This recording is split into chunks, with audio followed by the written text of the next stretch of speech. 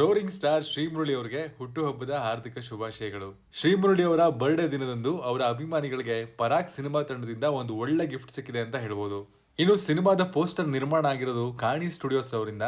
ಅವರ ಕ್ರಿಯೇಟಿವಿಟಿಲಿ ತುಂಬಾನೇ ಸೊಗಸಾಗಿ ಮೂಡ್ ಬಂದಿದೆ. ಇನ್ನು ಪೋಸ್ಟರ್ ನೋಡಿ ನಮ್ಗೆ ಏನ್ ಅನಿಸ್ತು, ಸಿನಿಮಾ ಹೇಗಿರ್ಬೋದು ಅಂತ ಒಂದಷ್ಟು ಅನಲೈಸ್ ಮಾಡೋಣ ಬನ್ನಿ. ಹಾಯ್, ಎಲ್ರಿಗೂ ನಮಸ್ಕಾರ ಅಂಡ್ ವೆಲ್ಕಮ್ ಟು ಖಡಕ್ ಸಿನಿಮಾ. ನೀವೇನಾದ್ರೂ ನಮ್ಮ ಚಾನಲ್ಗೆ ಹೊಸಬರಾಗಿದ್ರೆ ಚಾನೆಲ್ ನ ಸಬ್ಸ್ಕ್ರೈಬ್ ಮಾಡ್ಕೊಳ್ಳೋದಕ್ಕೆ ಮರಿಬೇಡಿ.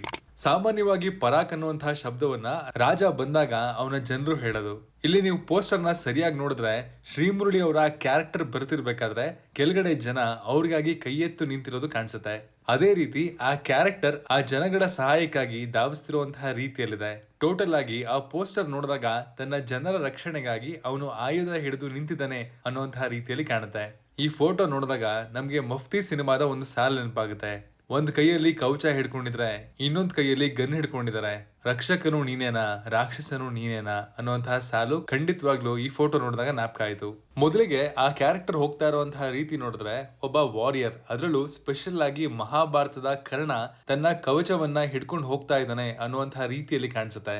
ಸ್ಪೆಷಲ್ ಆಗಿ ಹೇಳೋದಾದ್ರೆ ಕವಚ ನೋಡಿದ್ರೆ ಹಳೆಯ ಕಾಲದ ರಾಜರ ಸಮಯದ ಕವಚ ತರ ಕಾಣಿಸುತ್ತೆ.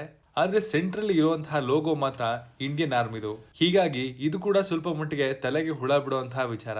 ಇನ್ನು ಹಿಂದ್ಗಡೆ ಇರುವಂತಹ ಬಂದೂಕನ್ನ ನೋಡ್ತಾ ಇದ್ರೆ ಪಕ್ಕಾ ರಾಬಿನ್ ಹುಡ್ ರೀತಿಯ ಅವತಾರದಲ್ಲಿ ಈ ಕ್ಯಾರೆಕ್ಟರ್ ಕಾಣಿಸ್ಕೊಳ್ಳುತ್ತೆ. ಹಾಗೂ ಅದಕ್ಕೆ ಪೂರಕ ಅನ್ನುವಂತಹ ರೀತಿಯಲ್ಲಿ ಕೆಳಗಡೆ ಇರುವಂತಹ ಜನಗಳು ಸಹಾಯಕ್ಕಾಗಿ ಕೈಯನ್ನ ಅಂಗಲಾಚ್ತಾ ಇರೋದು ಕೂಡ ಮ್ಯಾಚ್ ಅನ್ಸುತ್ತೆ. ಎರಡು ಕಡೆಯಲ್ಲಿ ಮಿಲಿಟರಿಗೆ ಸೇರಿರೋ ಅಥವಾ ಪೊಲೀಸ್ ಡಿಪಾರ್ಟ್ಮೆಂಟ್ ನ ರಿಸೆಂಬಲ್ ಮಾಡೋ ತರ ಸಾಲಾಗಿ ನಿಂತಿರುವಂತಹ ಜೀಪ್ಗಳು ಕಾಣಿಸ್ತವೆ. ಭಗೀರಣನ್ನ ನೋಡಿದಾಗ್ಲಿಂದಲೂ ಕೂಡ ರೋರಿಂಗ್ ಸ್ಟಾರ್ ಶ್ರೀಮುರಳಿ ಅವರು ಈ ರೀತಿಯ ಜನಗಳಿಗೆ ಸಹಾಯ ಮಾಡೋ ತರದ ರೆಬಲ್ ಪಾತ್ರಗಳಲ್ಲಿ ಕಾಣಿಸ್ಕೊಳ್ಳೋದು ಅವರಿಗೆ ತುಂಬಾ ಚೆನ್ನಾಗಿ ಒಪ್ಪುತ್ತೆ. ಇನ್ನು ಹೋಗ್ತಾ ಇರುವಂತಹ ಶೈಲಿ ನೋಡಿದ್ರೆ ಹಾಗೂ ಎದುರುಗಡೆ ಇರುವಂತಹ ಪೋರ್ಟಲ್ ಹಾಗೂ ಬೈಕರ್ಸ್ ಗ್ಯಾಂಗ್ ನೋಡ್ತಾ ಇದ್ರೆ ಹೀರೋ ಯಾವುದೋ ವಾರ್ಗೆ ಹೋಗ್ತಾ ಇದ್ದಾನೆ ಅಂತ ಅನ್ಸುತ್ತೆ. ಹೀಗಾಗಿ ಈ ಸಿನಿಮಾದಲ್ಲಿ ರೋರಿಂಗ್ ಸ್ಟಾರ್ ಶ್ರೀಮುರಳಿ ಅವರ ಸಿನಿಮಾ ಜೀವನದ ಬೆಸ್ಟ್ ಆಕ್ಷನ್ ಸೀನ್ಸ್ ಗಳನ್ನ ನಾವು ನೋಡಬಹುದು ಅಂತ ಕಾಣುತ್ತೆ. ಎಲ್ಲಕ್ಕಿಂತ ಮತ್ತೊಂದು ಸ್ಪೆಷಲ್ ಅಂದ್ರೆ ಈ ಸಿನಿಮಾನ ಡೈರೆಕ್ಟ್ ಮಾಡ್ತಾ ಇರೋದು ಹಾಲೇಶ್ ಕೋಗುಂಡಿ ಅವರು. ಡೆಬ್ಯೂಟೆಂಟ್ ಡೈರೆಕ್ಟರ್ ಶ್ರೀಮುರಳಿ ಅವರಿಗೆ ಪರಾಗ್ ಸಿನಿಮಾನ ಡೈರೆಕ್ಟ್ ಮಾಡ್ತಾ ಇದ್ದಾರೆ. ಈ ಹಿಂದೆ ಪ್ರಶಾಂತ್ ನೀಲ್ ಕೂಡ ಯಾವ ರೀತಿಯಲ್ಲಿ ಉಗ್ರಂ ಅನ್ನುವಂತಹ ಮಾಸ್ ಸಿನಿಮಾನ ಶ್ರೀಮುರಳಿ ಅವರಿಗೆ ಡೈರೆಕ್ಟ್ ಮಾಡಿ ಇಂದು ಯಾವ ರೀತಿಯಲ್ಲಿ ಬೆಳೆದು ನಿಂತಿದ್ದಾರೆ ಅನ್ನೋದು ನಮ್ಮೆಲ್ಲರಿಗೂ ಗೊತ್ತಿದೆ.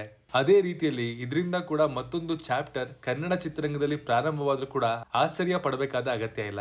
ಪೋಸ್ಟರ್ ನೋಡಿದ್ಮೇಲೆ ಸಿನಿಮಾದ ಮೇಲೆ ಎಕ್ಸ್ಪೆಕ್ಟೇಷನ್ಸ್ ಹೆಚ್ಚಾಗಿರೋದಂತೂ ಸುಳ್ಳಲ್ಲ. ಆ ಲಾಂಗ್ ಹೇರ್ ನಲ್ಲಿ ರೆಡ್ ಸ್ಕಾರ್ಫ್ ಮತ್ತು ಲೋಡೆಡ್ ವೆಪನ್ ಜೊತೆಗೆ ರೋರಿಂಗ್ ಸ್ಟಾರ್ ಇನ್ನು ಬೀಸ್ಟ್ ಆಗಿ ಕಾಣಿಸ್ಕೊಳ್ತಾ ಇದ್ದಾರೆ. ಸಿನಿಮಾ ಮುಂದಿನ ವರ್ಷ ಡಿಸೆಂಬರ್ ತಿಂಗಳಿಗೆ ರಿಲೀಸ್ ಆಗೋದಕ್ಕೆ ಸ್ಕೆಡ್ಯೂಲ್ ಆಗಿದೆ. ಒಂದು ಪಕ್ಕಾ ಆಕ್ಷನ್ ಥ್ರಿಲ್ಲರ್ ಸಿನಿಮಾ ಕನ್ನಡದ ಪ್ರೇಕ್ಷಕರಿಗೆ ಕಾದಿದೆ ಅನ್ನೋದ್ರಲ್ಲಿ ಯಾವುದೇ ಅನುಮಾನ ಇಲ್ಲ.